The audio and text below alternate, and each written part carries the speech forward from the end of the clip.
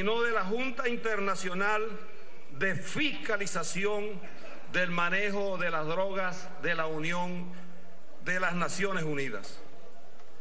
Se habla, por ejemplo, de que en nuestro país, empezando este año, fueron incineradas 3.5 toneladas de drogas. Mucha droga en poco tiempo. Por cierto, ya con el control de la frontera.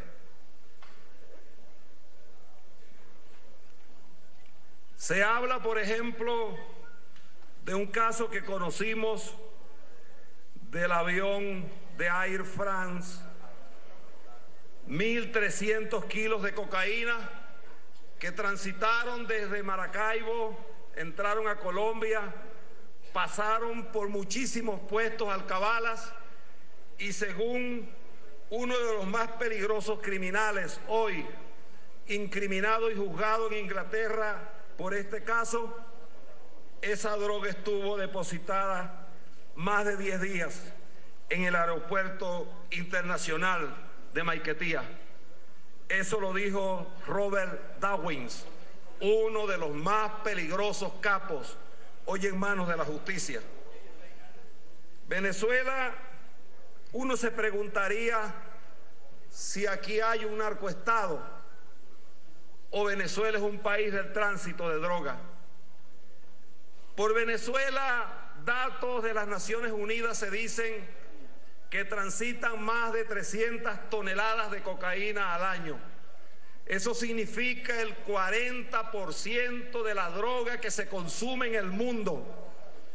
Una parte de ella, África vía Europa, otra parte de ella vía Estados Unidos por Centroamérica. En el año 2007, 2008, 2009, el 61% de la droga que fue distribuida entró a los distintos continentes vía África, Europa, vía Centroamérica, Brasil, venía procedente de Brasil y de Venezuela. Según el Centro de Análisis Marítimo de Operaciones Antinarcóticos, que tiene que rendir cuenta a la Oficina de las Naciones Unidas, más del 51% de los buques que son interceptados en el Atlántico durante los años 2008, 2010, 2012 han sido provenientes de Venezuela. En estas horas que estamos hablando, en este momento, acaba de ser interceptado uno de esos buques con 600 kilos de cocaína, proveniente de Venezuela. El gobierno venezolano ha defendido con mucha vehemencia, sin que hasta ahora se haya hecho ningún tipo de investigación, cada vez que se hace un señalamiento sobre algún funcionario, que lo lógico debería ser, teniendo el control del TCJ, de la Fiscalía General de la República, de la Defensoría del Pueblo, del Tribunal Moral y de todas las instituciones, abrir un debate sobre este asunto. Jamás se ha hecho. Por el contrario, siempre se ha negado ese debate. En Venezuela hay solo 2 narcotraficantes reconocidos, detenidos, a pesar de que la señora fiscal no informó aquí que de los 25.000 presos que ha habido en el tema de la droga en los últimos 3 años, más de 18.000 están catalogados en la categoría de consumidores, de poseer 5 gramos de cocaína, 10 gramos de marihuana o cualquier otro componente tóxico que de acuerdo con la ley antidroga estarían catalogados como enfermos funcionales. no hay narcotraficantes reconocidos, solo dos. Uno fue solicitado a Colombia, el señor Walid Maclet. El otro es un capitán de la Guardia Nacional Bolivariana, Basil Kotoski Villarruel. Ya este señor, antes de haber sido capturado en Venezuela, había estado en lo que llaman la lista de los señores solicitados por la OFAC. Nunca se investigó. La OFAC es la Oficina de Control de Activos Extranjeros, que además aquí en Venezuela en los años 2004-2005 se creó una institución en la ONA que permitía activar en los bancos la verificación de cuentas y de movilización de cuentas que se daban. Es decir, si alguna persona movilizaba 30, 40 mil bolívares mensuales, de pronto no podía estar apareciendo movilizando grandes cuentas. El año pasado se hicieron más de 13.200 movimientos.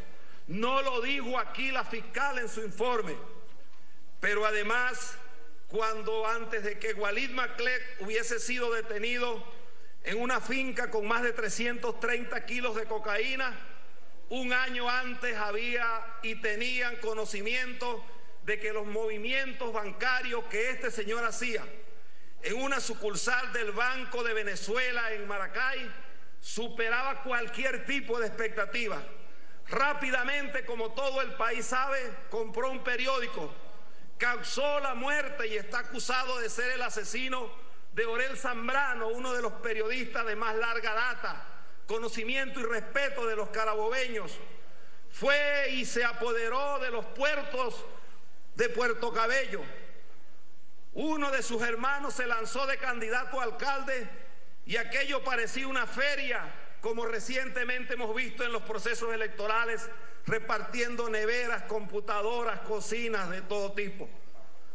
Por cierto, apoyado por un partido en ese entonces no precisamente de la unidad.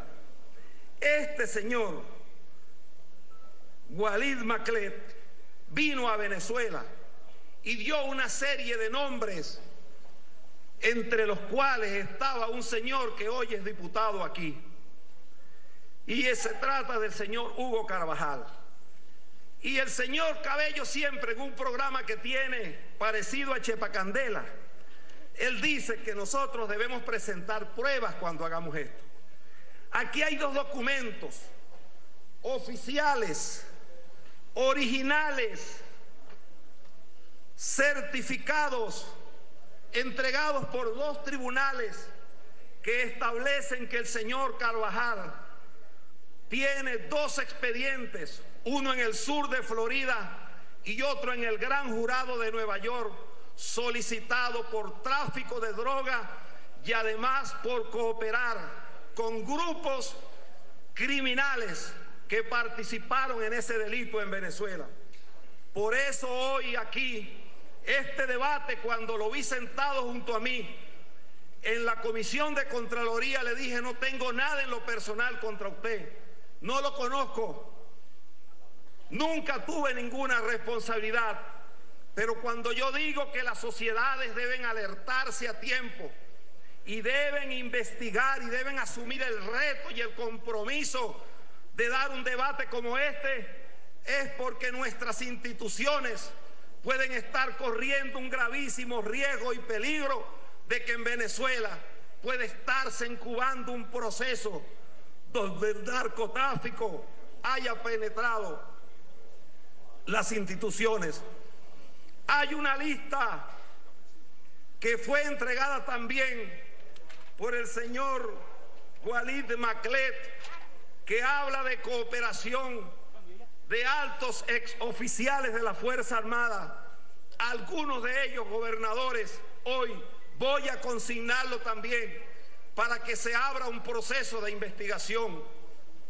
Pero también aquí, en este proceso, nosotros nos preguntamos cuando el señor Néstor Reverol era ministro de Relaciones Interiores y cayó el loco Barrera, llamado aquel señor que le descomisaron 7 fincas, 3 galpones, 16 apartamentos, 4 posadas, un edificio, un yate, un avión, 2 granjas, 48 vehículos de lujo, 3 locales, un townhouse, un hangar en un aeropuerto, un terreno, 3 oficinas.